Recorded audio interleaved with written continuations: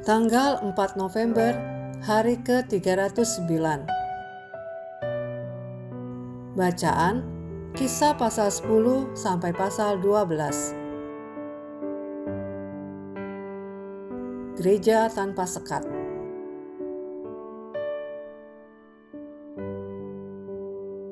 Garis besar.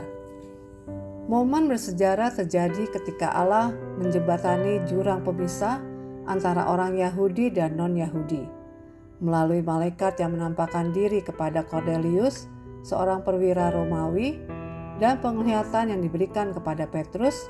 Allah membuka pintu bagi orang non-Yahudi untuk menerima Injil. Penglihatan yang berulang 3 kali kepada Petrus bukan tanpa alasan. Allah sedang merombak prasangka yang sudah mengakar ratusan tahun antara bangsa Yahudi dan non-Yahudi. Inilah fase ketiga dan terluas dari penyebaran Injil. Kali ini mencapai ujung-ujung dunia yang dikenal pada masa itu.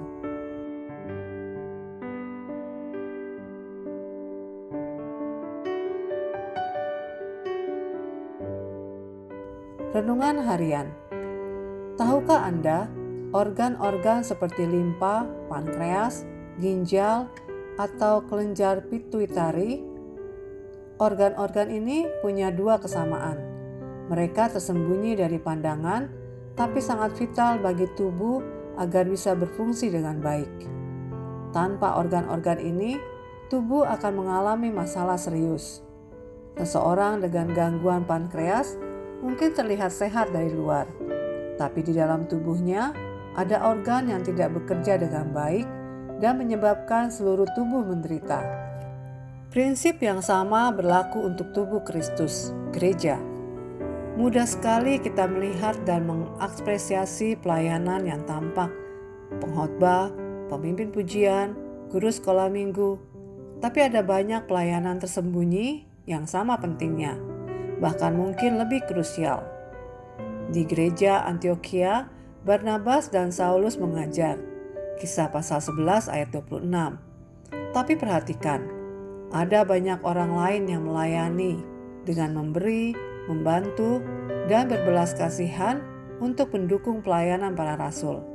Kisah pasal 11 ayat 29 dan pasal 12 ayat 5. Tanpa mereka, pelayanan Barnabas dan Saulus tidak akan berjalan maksimal. Sudahkah Anda menemukan peran yang Allah sediakan untuk Anda di gereja lokal? Jika belum, jangan ragu untuk berbicara dengan pemimpin atau pelayan di gereja Anda. Mereka akan dengan senang hati membantu Anda menemukan dan menjalankan peran tersebut.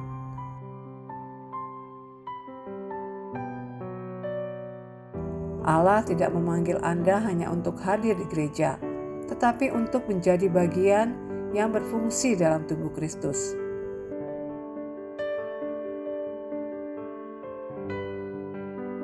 Pendalaman. Pelajaran yang diulang 3 kali.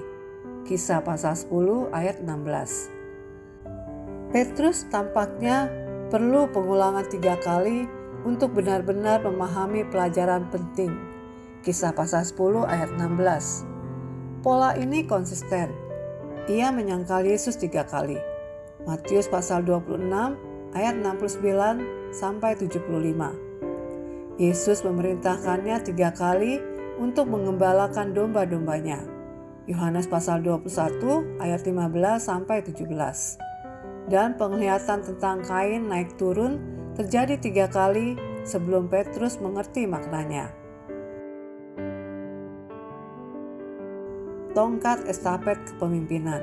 Kisah pasal 15 ayat 7. Hingga pasal 12, Petrus adalah tokoh utama dalam kisah para rasul. Setelah itu, Lukas mulai memfokuskan narasi pada Paulus. Petrus hanya disebut 2 kali lagi, yaitu di kisah pasal 15 ayat 7 dan 14, menandai transisi kepemimpinan dalam gerakan gereja mula-mula. Demikian renungan hari ini. Jika Anda ingin mendengarkan bacaan Alkitab hari ini, silakan buka tautan video yang tersedia di layar Anda. Amin.